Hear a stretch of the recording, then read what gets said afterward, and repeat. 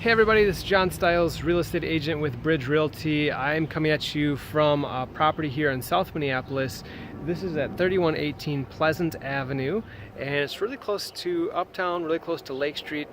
Great location, and it's a 3-unit building. So we don't see these come up on the market too often, but right now it's fully occupied. We got 3 renters here, plus the garage is rented out separately, and then you have laundry income. So with all that combined, you're looking at about $3,500 per month in rental income.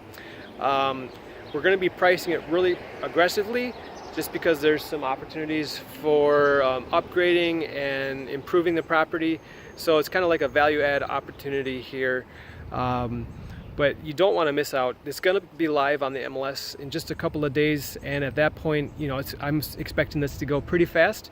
If you're interested in setting up a showing or more details, just give me a text. You can reach me at 612-554-7794. Again, this is John Stiles at Bridge Realty. Thanks so much for watching, and we'll catch you next time.